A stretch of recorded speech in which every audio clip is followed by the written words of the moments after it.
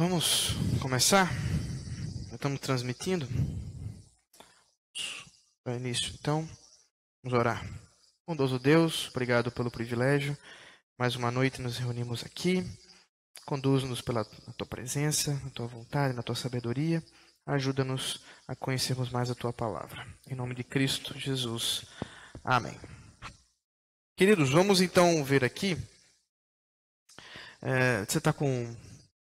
Quer me dar ele aí? Me dá? Não. Hã? Ah, sim, mas tem mais coisas. Vamos lá. Bom, vamos tratar de como nós, semana passada, falamos sobre que assunto? Os decretos de Deus. Agora nós vamos ver como os decretos de Deus são aplicados na existência. São aplicados na criação. Primeiro, na criação per si e depois na providência. Isso você vai encontrar, eu acho que pergunta 3 ou 4 do nosso catecismo maior de Westminster. E diz o texto, então, vocês acompanhem comigo. Ao princípio, aprouve a Deus, o Pai, o Filho e o Espírito Santo, para a manifestação da glória do seu eterno poder, sabedoria e bondade, criar ou fazer do nada, no espaço de 6 dias, tudo muito bom, o mundo e tudo que nele há, visíveis ou invisíveis.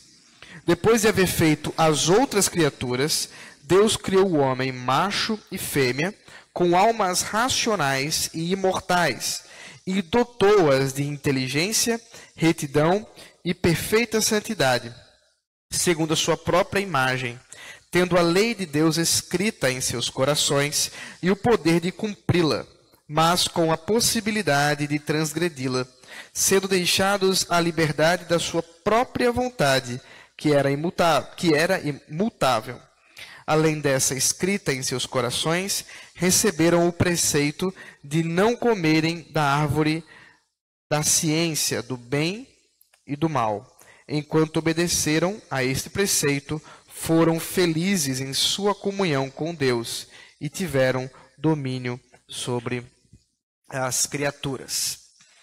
Bom, nós observamos então, com desrespeito à criação, e apenas são esses dois pontos que a confissão traz, algumas coisas que nós já até conversamos, né? São coisas até um pouco mais básicas, mas que vale a pena ver algumas coisas interessantes. Bom, primeiro observar aí a ideia de princípio.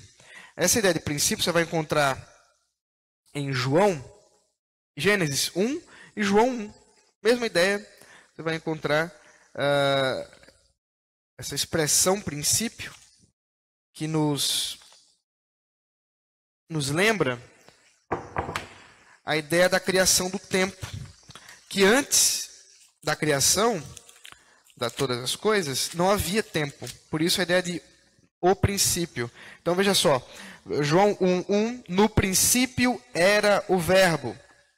É a mesma coisa que nós vamos encontrar em Gênesis 1. No princípio criou Deus os céus e a terra.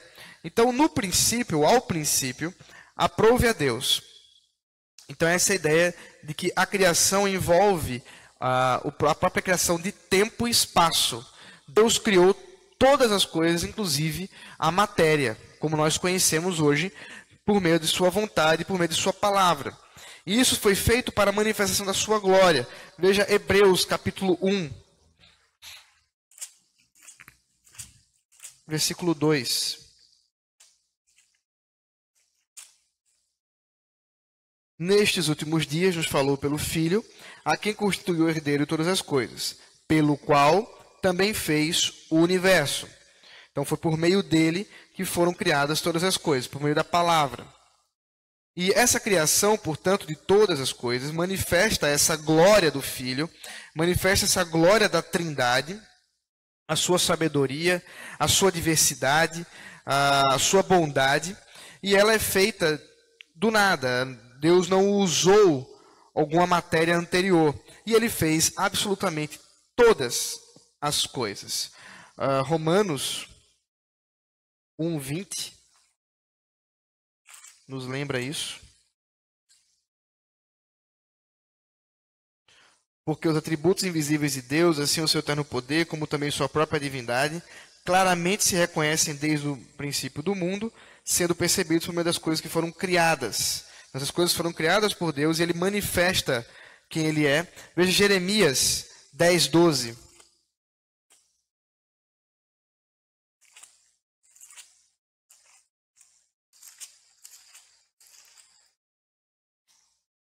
Jeremias 10, 12. O Senhor fez a terra pelo seu poder, estabeleceu o mundo por sua sabedoria e com sua inteligência estendeu os céus.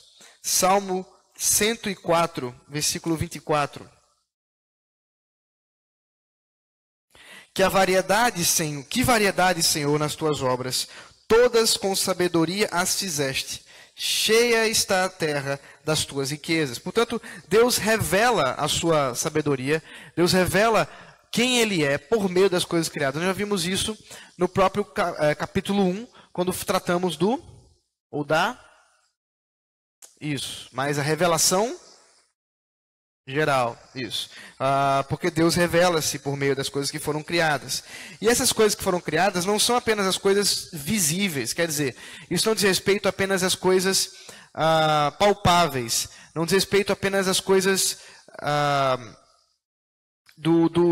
que tem corpo, que tem matéria, mas tudo foi criado por Deus, inclusive as coisas invisíveis. Então aquela pergunta, né?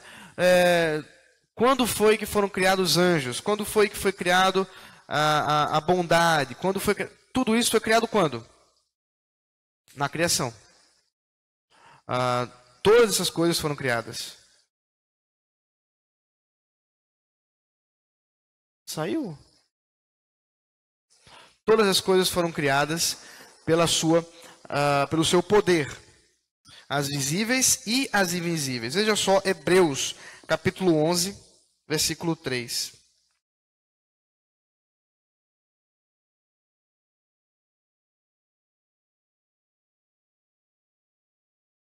Que diz assim: pela fé entendemos que foi o universo formado pela palavra de Deus, de maneira que o visível veio a existir das coisas que não aparecem. A palavra de Deus aqui refere-se também à segunda pessoa da Trindade, portanto, é essa expressão de Deus criando as coisas por meio do Filho, por meio da segunda pessoa da Trindade. E todas essas coisas, portanto, foram criadas a partir do invisível, quer dizer, a partir de Deus, que é invisível. E essas coisas foram criadas não só as visíveis, como também as invisíveis. Colossenses 1,16.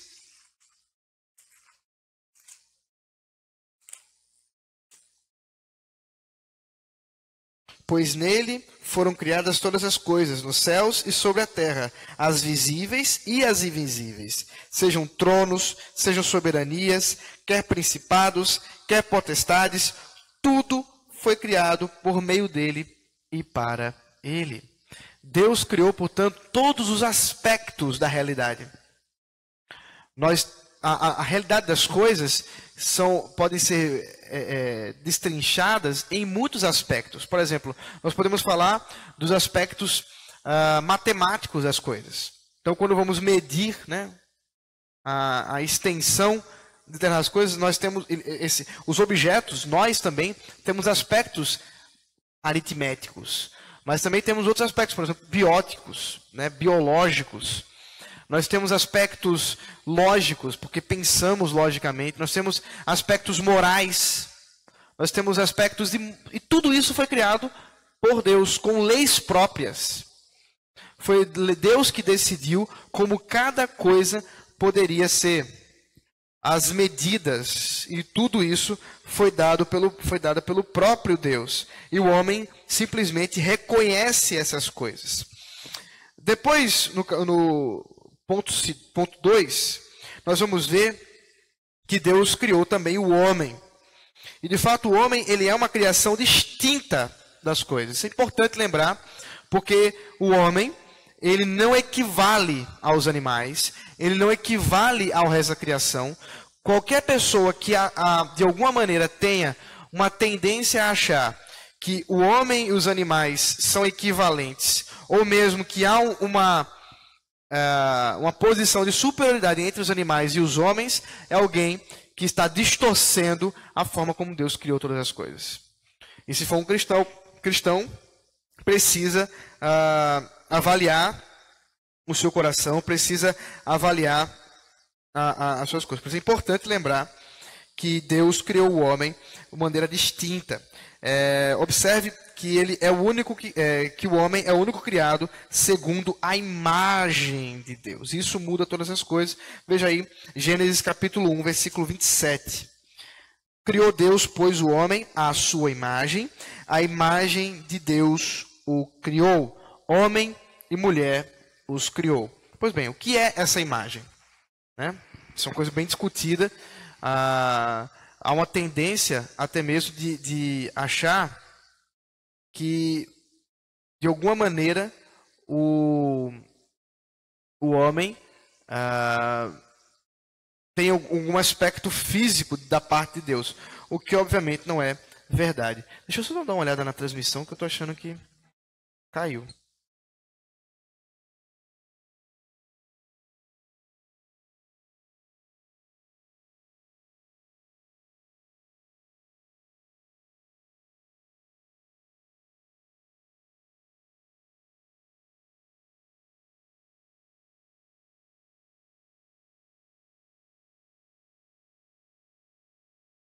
Está transmitindo, mas o César estava falando que a câmera não está. Dá uma olhada, eu estou aqui, vê se como é que está aqui, por favor, que ele pediu ali para. Ele está dizendo que eu estou saindo, não sei. Agora, tá como?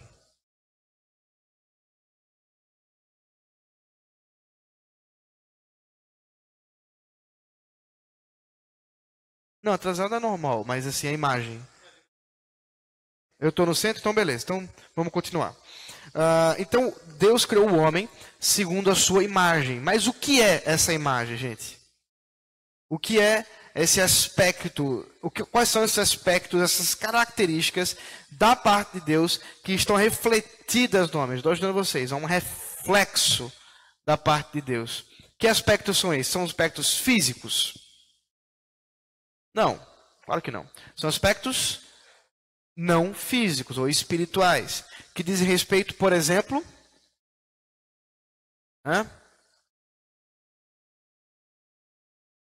tá aí. Não é possível, meus irmãos. Vamos lá. Diz respeito, por exemplo, o quê?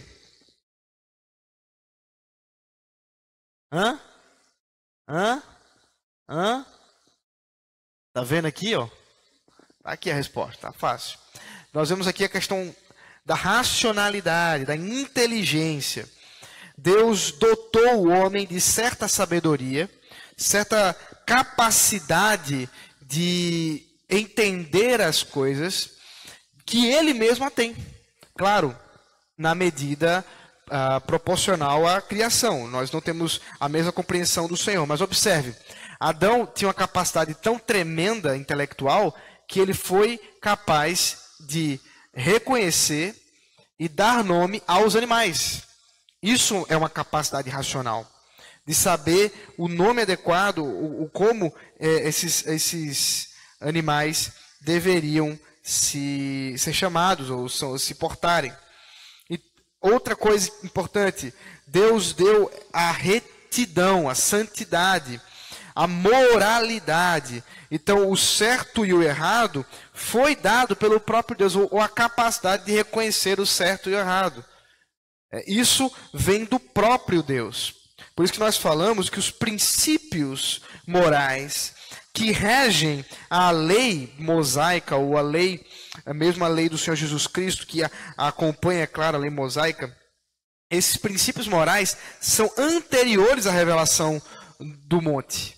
São anteriores às tábuas da lei. Eles estão aonde? São eternos. Estão em Deus. Tem a ver com a própria moralidade do próprio Senhor. E de modo que é imprimido em nós. Veja só, diz o texto que Deus escreveu a sua lei em nossos corações. Vamos ver isso, por exemplo, em Romanos.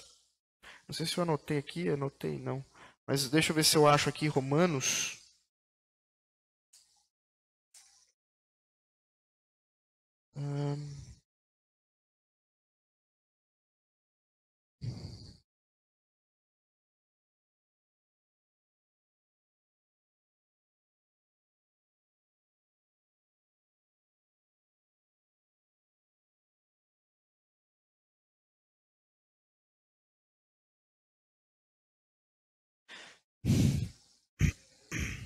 Hã?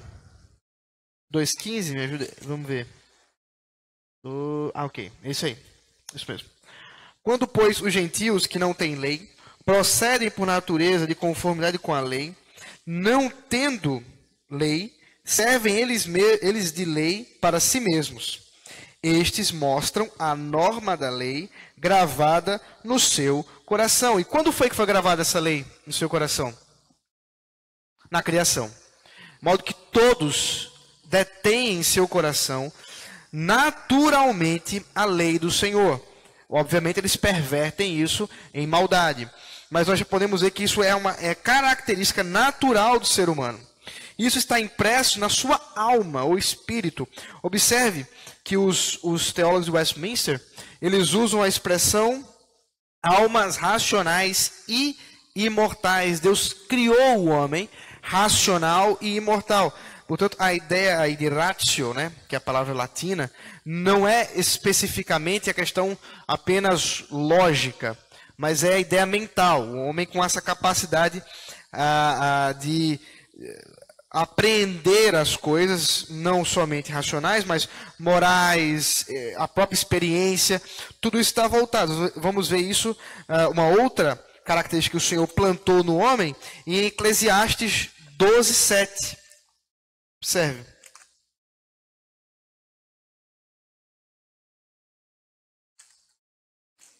Doze, 7.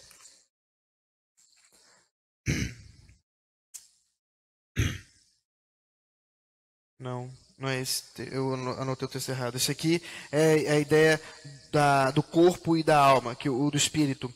O pó volte à terra como era, e o espírito volte a Deus que o deu. A ideia o Eclesiastes fala da eternidade plantada no coração. Ora, o texto eu não vou achar tão fácil não. E o pior que tá tudo fechado aqui, que deu pau. Qual é o 3? 11? Obrigado. Tudo fez Deus formoso no seu devido tempo, e também pôs a eternidade no coração do homem, sem que este possa descobrir as obras que Deus fez, desde o princípio até o fim. Então, nós observamos que Deus planta essa característica. Os teólogos, os reformadores falavam do desiderium eternitatis. Qual é a ideia? Há um desejo de eternidade. Porque a nossa alma, ela é o quê? Hã? Não, mas ela é racional e imortal. Nós não fomos criados para a morte. Fomos criados para a vida eterna. Então, há um desejo natural do homem da eternidade. Quando nós nos deparamos com a morte, nós temos um choque. Porque isso não é comum, isso não é natural. De modo que é necessário um esforço, um sacrifício da parte do homem para dar conta da morte. Por isso que todas as religiões, por isso que todas as filosofias, todas elas lidam com algum aspecto com a morte. Porque de fato ela é algo estranho ao homem, porque Deus fez o homem para a vida. Deus fez o homem para que vivesse eternamente. Mas não foi assim que ficou. Nós vamos ver isso mais um pouco à frente. Mas é importante observar que os teólogos do Westminster não entram nessa discussão de corpo, alma, espírito, essa distinção que é muito comum em algumas teologias. No entanto, essa distinção, corpo, alma, espírito, ela está muito mais ligada à filosofia grega e à psicologia moderna do que à escritura. Porque os termos, né, alma e espírito, tanto no Antigo Testamento quanto no Novo, todos são intercambiáveis. Só para dar um exemplo disso acontecendo, veja Lucas, capítulo 1, versículo 46 e 47.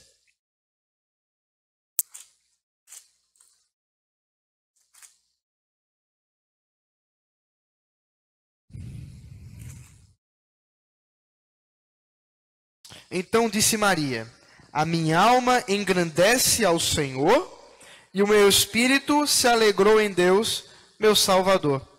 Então, será que foi a alma é uma coisa que engrandece a Deus e o espírito que se alegra?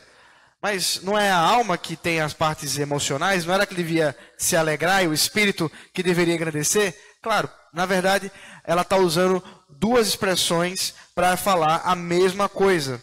Minha alma engrandece ao Senhor, meu espírito se alegra em Deus, meu Salvador. Minha alma engrandece ao Senhor, meu espírito engrandece ao Senhor.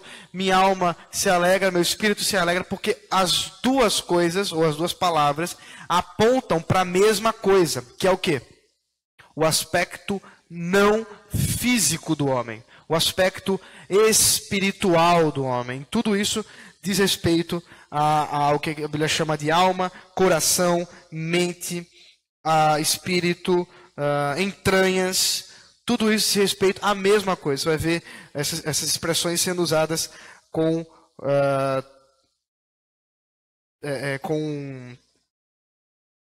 uma troca, né? Você vai usar aqui, uma hora aqui, mas elas são intercambiáveis, essa palavra que eu queria usar. Elas são intercambiáveis. Mas observe que Deus criou o homem e lhe instituiu um pacto, uma lei pactual. Gênesis capítulo 2, nós vamos falar sobre pacto mais à frente, capítulo 2, versículo 17, que fala dessa lei que Deus deu ao homem. Há a lei impressa no coração do homem, mas há uma lei externa. Essa lei é aquela que garantia que o homem permanecesse obedecendo a Deus, submetendo-se à sua vontade. Alguém leia, por favor, Gênesis 2, 17. Pode ser 16, 17. E o Senhor Deus lhe deu esta ordem: de toda a árvore do jardim comerás livremente, mas da árvore do conhecimento do bem e do mal não comerás, porque no dia em que dela comeres, certamente morrerás. Então, observe que Deus faz uma lei e uma promessa. A promessa é, uma vez que há um descumprimento, há uma penalidade. Com o não descumprimento, a bênção da vida eterna. Isso era o pacto feito entre Deus e os homens.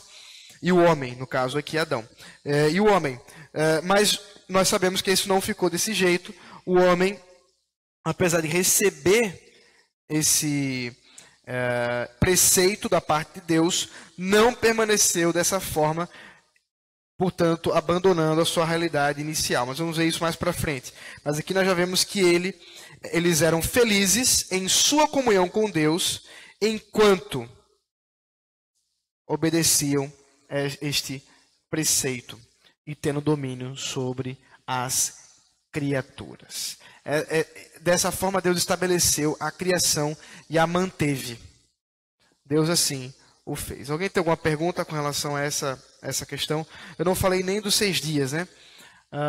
Vemos aí que os Westminster especificam no espaço de 6 dias. Mas é claro que há alguma possibilidade de interpretação da parte deles. Certamente eles pensavam em 6 dias de 24 horas literais e etc. Ainda que há pessoas no espectro reformado que diriam que esses 6 dias correspondem, na realidade, um espaço de tempo maior.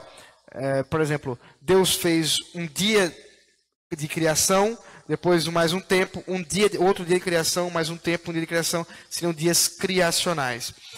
Não tem como a gente ir muito além disso, que o texto não nos permite, o texto bíblico, apenas pressupostos científicos e de ciência, a gente não faz doutrina.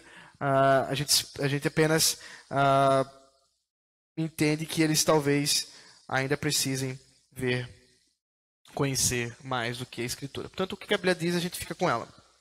Ok? E a respeito da outra característica da relação dos decretos de Deus com a criação é a providência. Então a gente vai entrar agora num assunto um pouco mais pesado. Aguenta aí, mas vamos ver o que a Escritura revela a respeito disso. Vamos lá.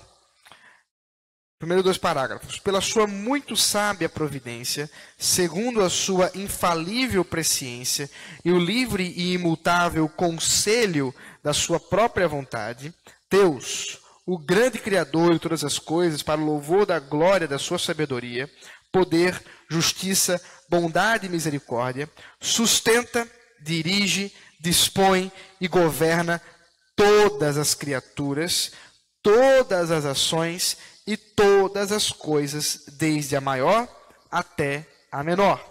Posto que, em relação à presciência e ao decreto de Deus, que é causa primária, todas as coisas acontecem imutável e infalivelmente, contudo, pela mesma providência, Deus ordena que elas sucedam conforme a natureza das causas secundárias, necessárias, livre ou contingentemente. Vamos devagar nisso aqui. Vejamos aí Hebreus 1:3. Nós lemos Hebreus 1:2, agora Hebreus 1:3. Alguém leia, por favor. Hebreus 1:3.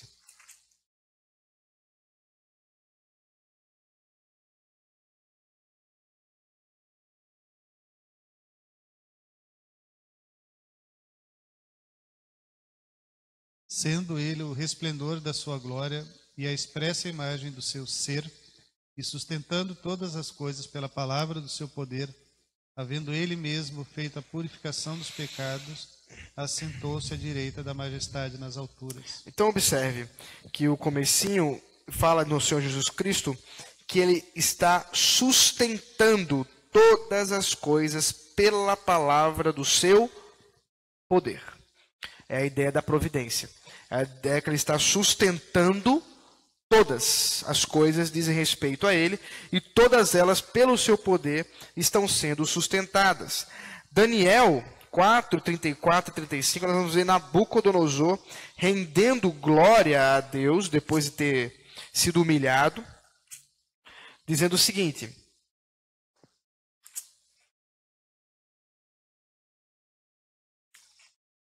mas aqui, vamos lá. Tornou-me a vida, e eu bendisse, aqui, o Altíssimo, e louvei e glorifiquei ao que vive para sempre, cujo domínio é sempre eterno, e cujo reino é de geração em geração. Todos os moradores da terra são por ele reputados em nada, e segundo a sua vontade, ele opera com o exército do céu e os moradores da terra. Não há quem possa lhe deter a mão, nem lhe dizer: que fazes? Portanto, Deus tem domínio sobre todas as coisas, sejam as do céu, sejam as da terra. Tudo, absolutamente tudo, está sob o seu domínio, sob o seu governo. E isso tem a ver com esse aspecto da providência, do cuidado, do sustento do Senhor. Quando nós estamos agradecendo ao Senhor pelo alimento, nós falamos: ó Senhor, obrigado pela tua providência. Por quê? Lembramos a providência de Deus por causa dos alimentos. Porque para que o alimento chegue na sua mesa, o quanto de processo tem que acontecer? Não é só chegar dinheiro no seu bolso. Porque você pode ter o dinheiro que for, mas se der um problema na lavoura, se der um problema nos cereais, na agricultura, não vai chegar comida na sua mesa, não. Você não vai ter o que comprar. Então, Deus, na sua providência absoluta, providencia que desde a semente que vai brotar, da chuva que será derramada, da água que será que vai entrar na raiz daquele alimento, do boi que vai comer, do tratamento, até chegar na sua mesa, ele providencia os meios necessários para que isso aconteça. E isso é o seu domínio absoluto, é a sua providência. De modo que podemos agradecer a Deus absolutamente por todas as coisas. Agradecer a Deus por causa do seu domínio sobre tudo. Mateus 10, 29 ao 31 nos fala mais um pouco sobre isso. Mateus 10, 29 ao 31. Diz assim: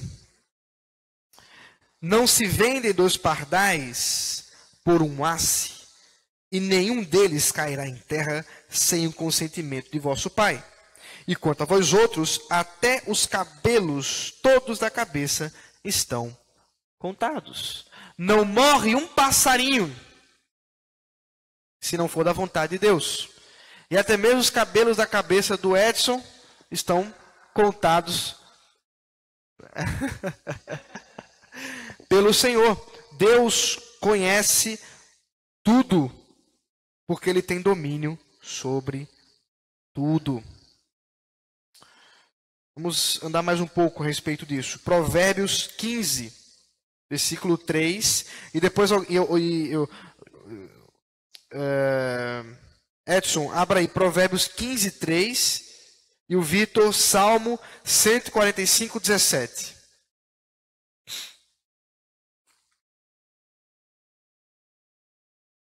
Quem achar, lê. Quer dizer, o Edson lê primeiro, por favor. Os olhos do Senhor estão em todo lugar, vigiando os maus e os bons. Salmo 145, 17. Justo é o Senhor em todos os seus caminhos, benigno em todas as suas obras.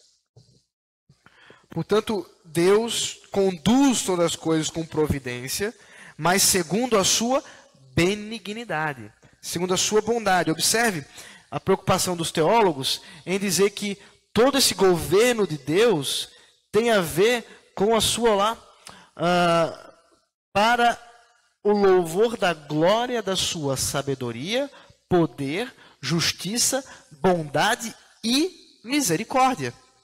Esse domínio de Deus é um domínio absoluto, mas ele tem existe uma caminhada do Senhor em produzir essa providência por meio da sua misericórdia, da sua bondade, da sua justiça, segundo o seu poder e sua sabedoria.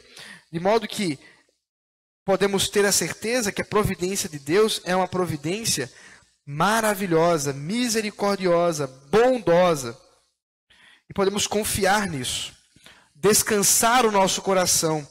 Muitas vezes estamos atribulados, estamos nervosos, estamos com o nosso coração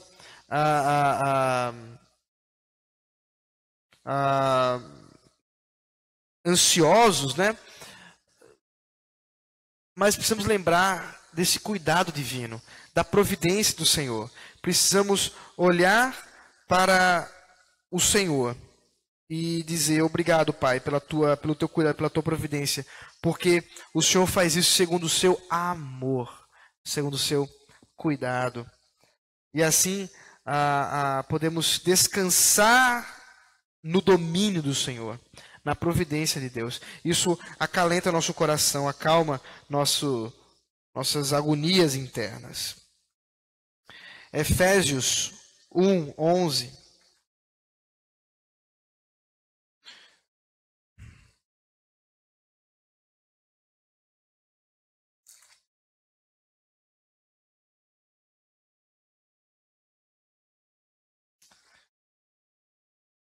Mais um pouco sobre essa vontade do Senhor.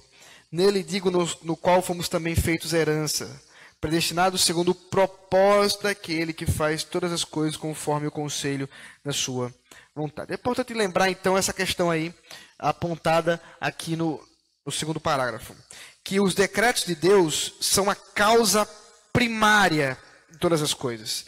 E, portanto, elas acontecem dentro dessa característica da causa primária, dessa perspectiva de Deus, de modo imutável e infalível. E aí nós vemos um mistério. É claro que é um mistério. Porque para Deus, todas as coisas estão patentes e claras. De modo que a sua vontade como causa primária, as coisas que Ele desejou vão acontecer. E tudo acontece segundo o seu propósito. Mas é importante observar a segunda parte desse ponto 2, que tudo isso, essa mesma providência, garante que Ele ordena esses acontecimentos conforme a natureza delas, conforme a natureza das coisas secundárias, necessárias, livres e contingentes. A gente já conversou um pouco sobre esses termos, as causas secundárias, os meios para que as coisas primárias aconteçam, a necessidade e a contingência. Vamos pensar algumas coisas necessárias, algumas coisas contingentes. Vamos lá. Uma coisa contingente, por exemplo. Uma coisa contingente é a cor desse banco. O banco aqui é verde, mas ele poderia ser de outra cor? Poderia e continuaria sendo banco. Mas ele, para ser banco, ele tem que ter certas características essenciais que o definem como banco. É necessário que ele fosse assim. Agora, as coisas do mundo também são assim. Os acontecimentos, há coisas que são contingenciais, que poderia ser diferente, e coisas que são necessárias. Por exemplo, a salvação do homem, é necessário que o homem se arrependa. É uma necessidade que isso aconteça. Agora, Deus, na sua causa primária, decretou a salvação daquele homem. Mas essa causa primária não basta em si mesmo. É necessário que aconteça o quê? Alguém prega o evangelho. Ele ouça o evangelho, se arrependa. Isso são o quê? As causas secundárias, necessárias. Mas há coisas contingentes na salvação. Ele pode ouvir o evangelho dentro de um culto público? Pode. Mas poderia ser na casa de alguém? Poderia. Poderia ser vendo TV? Depende do programa, né? Mas poderia. O que isso significa? Que há certo ponto contingencial e certa necessidade. Mas da perspectiva de Deus, é só de um jeito. Da sua causa primária. Vocês conseguem acompanhar isso? Está dando para entender o raciocínio? É um pouco contraditório, porque de fato, para a nossa perspectiva, é difícil olhar para o que Deus está dizendo. Mas nós sabemos isso por meio de alguns textos. Nós vamos falar desse texto pelo menos mais uma vez. Vocês lembram disso? Abra aí, Vitor, segundo livro de Samuel 24:1 e o Edson no primeiro livro das Crônicas 24:1. Os meios aqui que Deus usa.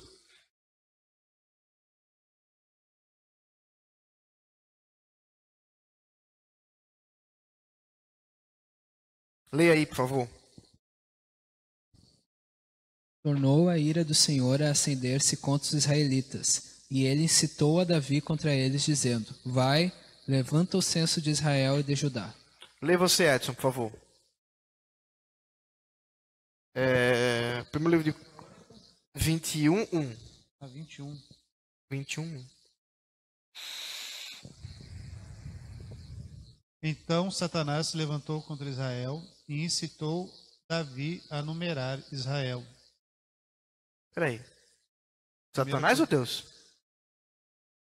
Satanás.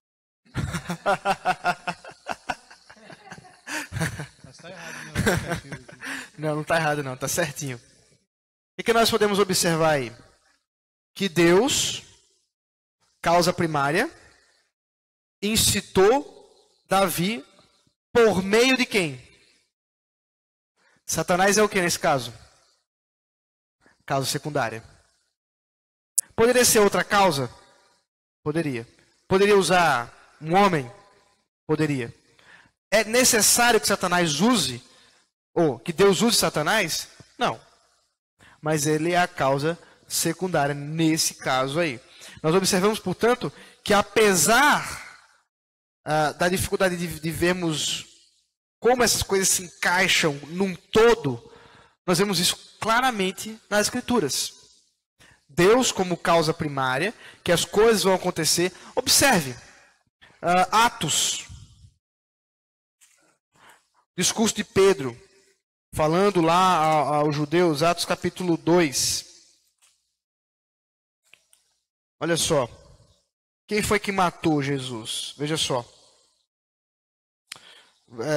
Atos 2:22. Varões israelitas, atendei a essas palavras. Jesus o Nazareno, varão aprovado por Deus diante de vós, com milagres, prodígios, sinais, os quais o próprio Deus realizou por intermédio dentre vós, como vós mesmos sabeis, sendo este entregue pelo determinado desígnio e presciência de Deus. Percebam, é a mesma expressão que os teólogos Westminster usam. presciência e decreto. Desígnio e presciência. Mesmos termos.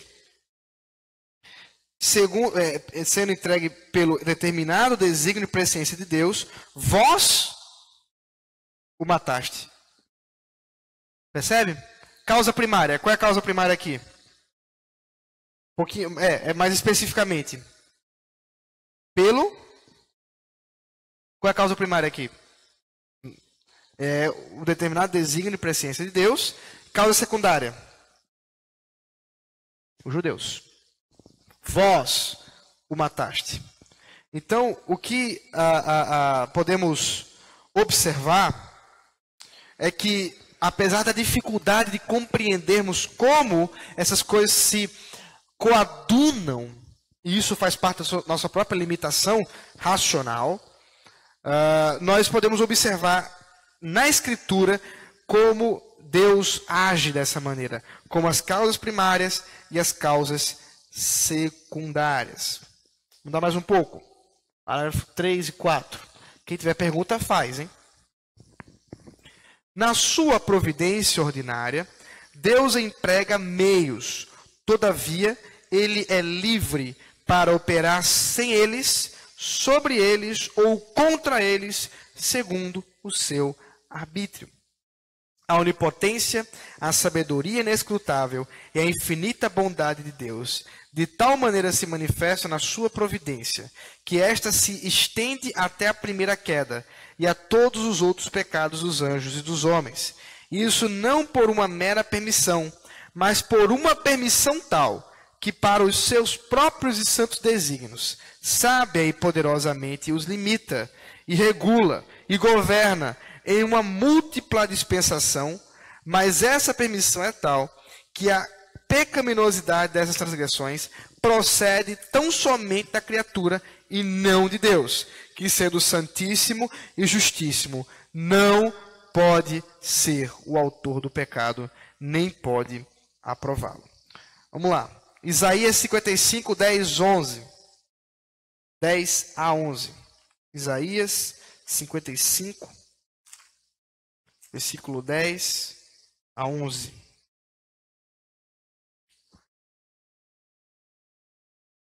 Porque assim como descem a chuva e a neve dos céus, e para lá não tornam, sem que primeiro reguem a terra e a fecundem, e a façam brotar para dar semente ao semeador e pão ao que come, assim será a palavra que sair da minha boca. Não voltará para mim vazia, mas fará o que me apraz, e prosperará naquilo que a designei. Então, nós vemos que Deus opera, portanto, meios. Essa é a primeira parte aí, o parágrafo 3. Ele usa meios, mas muitas vezes ele não usa meios, ou vai de encontro a eles. Aqui nós vemos que Deus, segundo a sua vontade, usa chuva, usa neve, para alcançar os seus objetivos que ele designou. Mas observe, por exemplo, em Oséias 1, 27.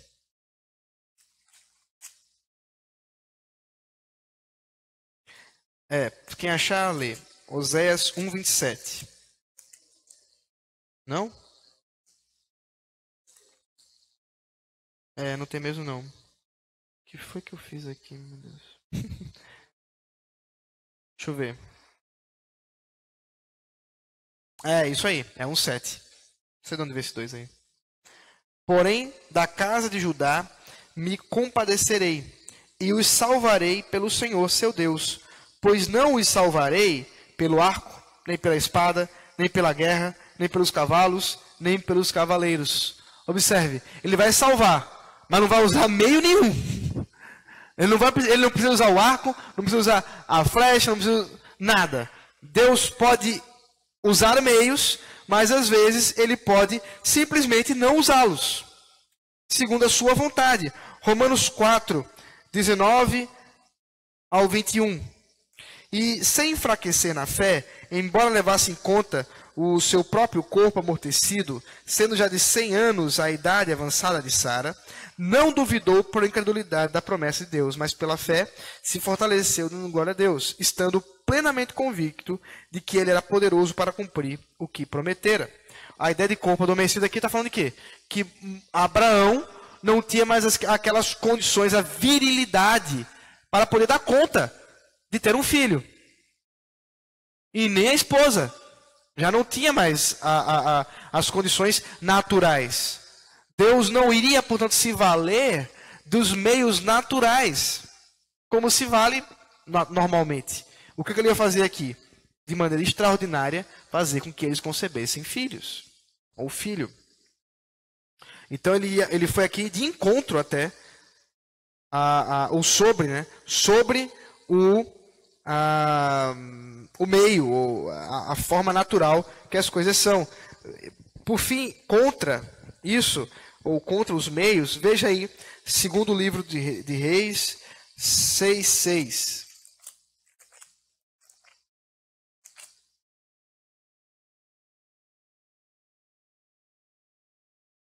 Que foi?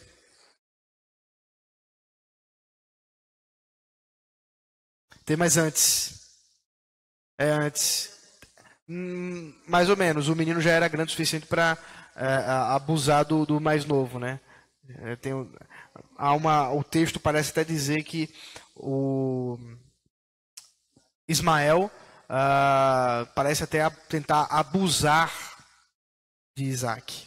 Quando ele está fazendo... que é a ira, né, de Sara e tudo mais, expulsa sua serva, mas isso é outra história. Vamos lá.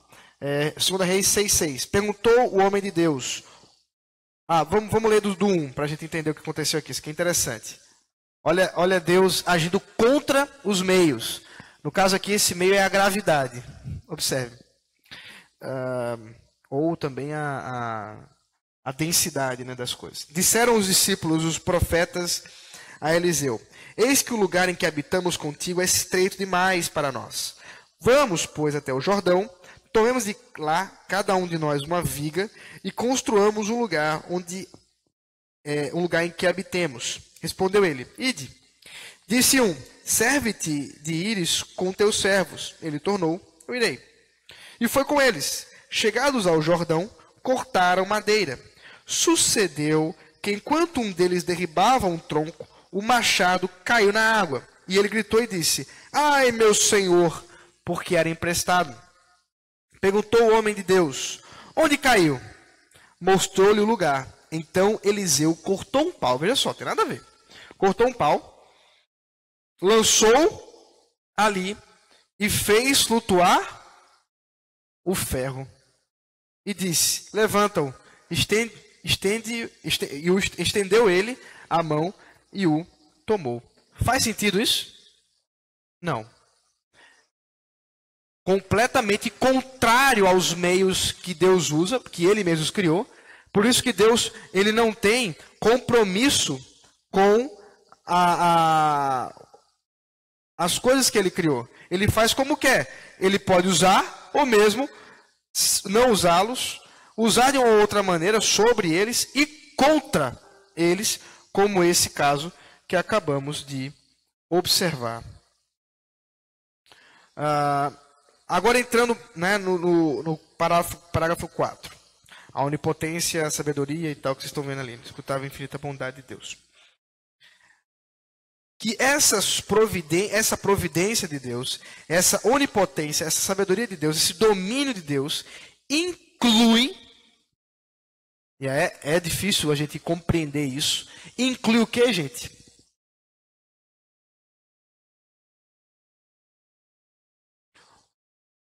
Os pecados dos homens e dos anjos. O domínio de Deus inclui o pecado dos anjos e dos homens. E daí você vai encontrar essa palavra permissão, que os teólogos do Westminster vão usar. Eu mesmo não gosto muito dela, mas observe que eles tomaram muito cuidado ao usá-la.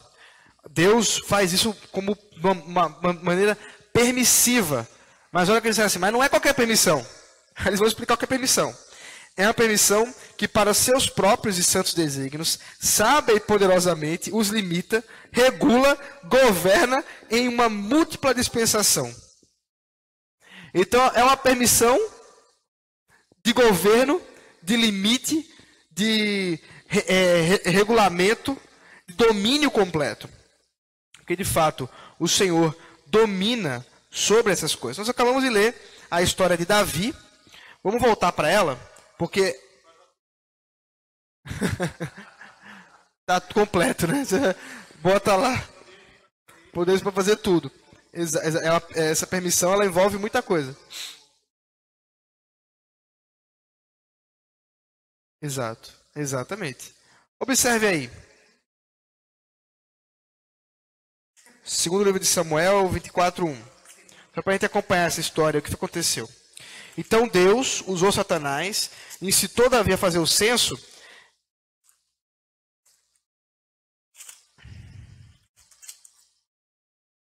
Vamos lá. Tornou a ira do Senhor a ascender contra Israel, ou israelitas, e ele incitou Davi, usando Satanás, já vimos isso em Crônicas, vai, levanta o censo de Israel e de Judá. E Davi fez isso. Mas observe o que acontece. Versículo 10. Sentiu Davi bater-lhe o coração, depois de haver recenseado o povo, e disse ao Senhor: muito pequei no que fiz. É exatamente isso que os teólogos estão dizendo. Que Deus tem o domínio sobre o pecado dos homens. É a vontade dele que está sendo colocada, mas essa vontade se manifesta de tal maneira que a pecaminosidade dessas transgressões procede tão somente da criatura. Davi não diz assim: Deus pecou. Ele diz o quê? Pequei no que fiz. E continua: porém agora, ó Senhor, peço-te que perdoes a iniquidade do teu servo, porque procedi muito loucamente. E tem mais. O profeta vai falar com Davi. Olha só. Ao levantar-se Davi pela manhã, veio a palavra do Senhor ao profeta Gade, vidente de Davi, dizendo: vai e dize a Davi: assim diz o Senhor, 3 coisas te ofereço, escolhe uma delas para que te faça. Veio, pois, Gade a Davi e lhe fez saber, dizendo: queres que 7 anos de fome te venham sobre a terra? Ou que por 3 meses fujas diante de teus inimigos e eles te persigam? Ou que por 3 dias haja peste na tua terra? Delibera agora e vê que resposta ele dá ao que me enviou. Então disse Davi a Gade: estou em grande angústia, porém caímos nas mãos do Senhor, porque muitas são as suas misericórdias, mas nas mãos dos homens não caia eu. Olha a esperteza de Davi. Davi diz: o Senhor é misericordioso, os homens não são, o Senhor o é. Então enviou o Senhor a peste a Israel, desde a manhã até o tempo que determinou, e de Dan até Berseba morreram 70.000 homens do povo. Estendendo, pois, o anjo do Senhor a mão sobre Jerusalém para a destruir, arrependeu-se o Senhor do mal e disse ao anjo que fazia a destruição entre o povo: basta, retira a mão. O anjo estava junto à ira da Araúna, o Jebuseu. Vendo Davi ao anjo que feria o povo, falou ao Senhor e disse: eu é que pequei, eu é que procedi perversamente, porém essas ovelhas que fizeram, seja, pois, a tua mão contra mim e contra a casa de meu pai. É uma narrativa pesada. É uma narrativa que envolve um pecado terrível da parte de Davi. Porque o recenseamento tem a ver com incredulidade. Por quê? Ao tentar ver o quanto de pessoas ele tinha, ele estava tentando ver o tamanho do seu poder. Até onde vai o meu domínio? Querendo, sabe, exatamente, querendo depender pela força do seu braço das coisas. E isso não podia ser assim. Então observe que há a causa primária, mas as causas secundárias acontecem e é responsabilizado Davi, ainda que consequências recaem sobre todo o reino, porque por ser ele rei, as consequências recaem sobre todo o reino. Pergunta aí. Tá, duas coisas sim a perguntar. Que essa narrativa é bem pesada. Ela é tensa. Mesmo lendo, né? Assim, não se percebe, né? Tanta coisa. Mas tipo assim, por exemplo, estava pensando ali que Deus, pelos seus próprios e santos desígnios, ele regula, ele governa, ele limita, né? Os pecados dos homens, né? De toda criatura. E daí, aqui, claramente, ele tem três opções, né? Ele, pelo menos a Bíblia deixa claro que ele pode ter uma certa liberdade de escolha, mas Deus já na eternidade já havia decretado que ele iria escolher, no caso, pode-se pensar assim, né? Que de qualquer, mesmo ele tem, é uma coisa muito difícil, porque ele tem três opções na frente dele, e ele pensa, ele pondera, ele vê possivelmente as consequências, né? E todos os três atos têm consequências possíveis, né? Que possa conjecturar, mas mesmo assim já escolhe uma, e essa uma Deus já tinha direcionado, já tinha decretado que ele ia escolher, né? Exato. Então observe que é exatamente esse paradoxo, para usar uma palavra que é bem comum nesses casos, em que nós observamos a soberania de Deus perfeita, completa, que abrange todas as coisas, e ao mesmo tempo uma liberdade e responsabilidade humana, porque ele teve liberdade de escolher três opções, e ainda teve essa liberdade, a gente tem que defini-la. A liberdade dentro dos seus aspectos, da sua ponderação, da sua realidade, não da parte de Deus. Deus já havia decretado. Mas da perspectiva dele, ele estava livre para escolher aquilo ali. E ele ponderou. O que vai ser pior? 3 dias está resolvida. A lapada de uma vez só, tem que nem band-aid, né? E ainda ponderou a questão de Deus ser misericordioso. E observe que ele estava certo. Da parte de Deus houve misericórdia. A ideia aqui do arrependimento de Deus é essa ideia de que Deus lembrou-se do pacto, né? Ele não vai destruir seu povo, vai destruir Jerusalém. Jerusalém é o que, gente? É o lugar, o centro, onde vai vir o Messias. A salvação.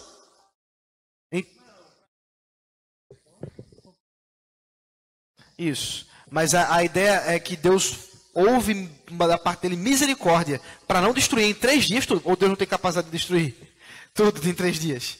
Teria, né? Então, exatamente, numa hora, num segundo. Mas observe que aquilo que o Vitor até falou, ele restringe. Há uma restrição da parte de Deus. Tanto na sua punição, ele não pune os homens de acordo completamente, ele vai fazer isso no futuro, mas também até mesmo do pecado do homem. O homem não peca o tanto quanto poderia pecar. Oi? E ainda as consequências do que ele fez. E as consequências, exatamente. Deus restringe isso, ele domina isso. O quê? Tem uma segunda pergunta? Sim, mas é que não tem muito a ver com o assunto, mas é que tipo... é que ali tá anjo do Senhor e tá em maiúsculo. Né? É que se fosse o próprio Cristo. Cristo, Jesus, Pois é. É possível, mas eu não vou entrar nisso aí, não.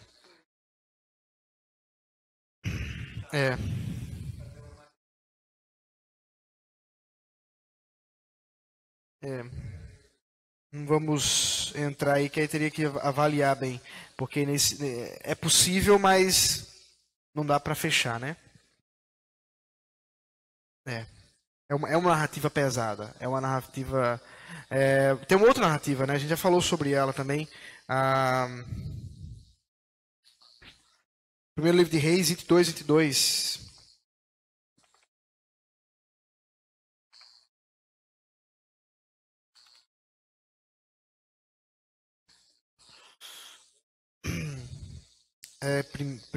Primeiro Reis... Vê o versículo 20 ao 22, assim, ó. Perguntou o Senhor, quem enganará a Acabe para que suba e caia? Então Deus está reunido com os seus anjos, com os espíritos ministradores. Aí Deus faz uma pergunta na reunião. Está lá a reunião do conselho, né? Diz assim, quem enganará a Acabe, para que suba e caia em Ramote de Gileade? Aí um dizia uma maneira, outro dizia outra. Então saiu um espírito e se apresentou diante do Senhor e disse: eu o enganarei. Perguntou-lhe o Senhor: com quem? Respondeu ele: sairei e serei espírito mentiroso na boca de todos os seus profetas. Disse o Senhor: tu o enganarás e ainda prevalecerás. Sai e faz assim. Então nós vemos aqui com clareza Deus fazendo uso dos meios da sua causa primária e os meios, né? Mais uma vez, quem é esse espírito de mentira? Satanás. E Satanás, então, é o Satanás de Deus, né? Como Lutero dizia, até Satanás é Satanás de Deus. Porque, obviamente, ele não está fora dos planos divinos. Não. Está revelado, a gente crê, mas é claro que há uma tensão aqui. É uma tensão. Isso não nos retira a responsabilidade. Antes, devemos crer como Davi fez. Pequei, Senhor, contra ti. Perdoa-me. Ainda que saibamos que nada acontece fora da vontade de Deus. Isso não deve servir de desculpa, mas antes vermos a soberania de Deus, a sua santidade, a sua glória, a sua majestade e nos maravilharmos em tudo isso. Dá para dizer ali também em Romanos 1 que quando Deus entrega os homens às suas paixões, ele entrega uns mais, outros menos. Sem dúvida. Ou então também não entrega, né? No caso, alguns, né? Dependendo do... Não, todos foram entregues, né? Mas aí alguns foram também usados de graça para a salvação. Mas assim, todos foram entregues às suas paixões. Nós mesmos somos entregues às nossas paixões, mas aí, pela graça de Deus, nós somos libertos dessa escravidão das paixões. Essa escravidão, essa servidão do mal. 5. O muito sábio, justo e gracioso Deus, muitas vezes, deixa por algum tempo seus filhos entregues a muitas tentações e à corrupção dos seus próprios corações, para castigá-los pelos seus pecados anteriores ou fazer-lhes conhecer o poder oculto da corrupção e o dolo dos seus corações, a fim de que sejam humilhados, para animá-los a dependerem mais íntima e constantemente do apoio dele, e torná-los mais vigilantes contra todas as futuras ocasiões de pecar, para vários outros fins justos e santos. Veja a história aí no segundo livro de Crônicas, ou das Crônicas, capítulo 32, verso 24 ao 26. Alguém leia, por favor.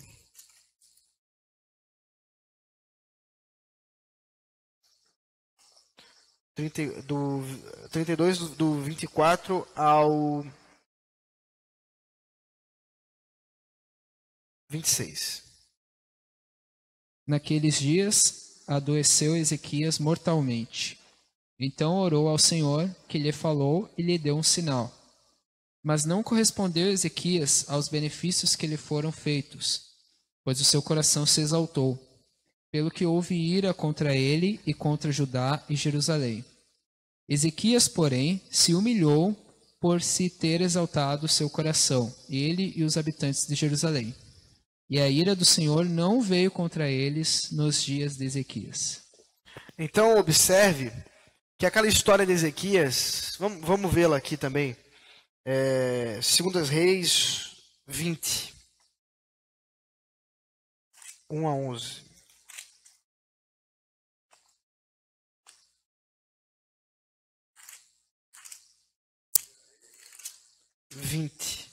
(1 a 11). Naqueles dias, Ezequias adoeceu de uma enfermidade mortal. Veio ter com ele o profeta Isaías, filho de Amós, e lhe disse: assim diz o Senhor, põe em ordem a tua casa, porque morrerás e não viverás. Então virou Ezequias o rosto para a parede e orou ao Senhor, dizendo: lembra-te, Senhor, peço-te, de que andei diante de ti com fidelidade, com interesse de coração, e fiz o que era reto aos teus olhos, e chorou muitíssimo. Antes que Isaías tivesse saído da parte central da cidade, veio a ele a palavra do Senhor, dizendo: volta e dize a Ezequias, príncipe do meu povo, assim diz o Senhor, o Deus de Davi, teu pai: ouvi a tua oração e vi as tuas lágrimas. Eis que eu te curarei ao terceiro dia, subirás à casa do Senhor. Então, aqui está a explicação, né, da história, como vimos. E Deus fez isso para quê? Qual foi a finalidade?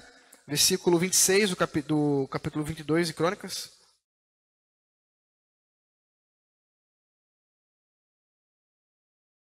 Para o humilhar. Para o humilhar. Então Deus se vale muitas vezes de certas punições, da disciplina para punir ou disciplinar. A palavra disciplinar é melhor. Para disciplinar os seus. Então, Ezequias foi servido do Senhor para cuidado dele, para humilhá-lo, porquanto ele estava exaltado, diz o texto. E Deus, então, se valeu da sua própria iniquidade para puni-lo, né? Para, como ele diz assim, algum tempo seus filhos entregues a muitas tentações e corrupções em seus próprios corações, para castigá-los pelos seus pecados anteriores. Então, o castigo seria a morte. Mas Deus, ao mesmo tempo, foi misericordioso por causa da casa de Davi, tendo visto que Ezequias não tinha herdeiro, e a casa de Davi precisava ter continuidade, porque era a profecia do próprio Deus dada a Davi, e isso se cumpriria finalmente em Cristo, que é o grande herdeiro de Davi. Então essa linhagem permaneceria, e Ezequias é um deles. Então era necessário que Ezequias tivesse, de fato, uma prole. Mas Deus usou de castigo, humilhou a Ezequias, ainda que ouviu a sua petição, o seu arrependimento. Ele se humilhou diante de Deus, para que fosse renovado ali o seu tempo, né? Ele tivesse mais tempo de vida. Você observa que ele foi transformado, né? Não foi os planos de Deus que foram mudados, como alguns dizem, mas pelo contrário, ele foi mudado, ele foi humilhado diante do Senhor. O texto paralelo, então, nos ajuda até a compreender melhor essa história que muitas vezes é usada para dizer que a oração muda os planos de Deus, né? Move a mão de Deus, aquela coisa toda. Não é bem assim. Os planos de Deus,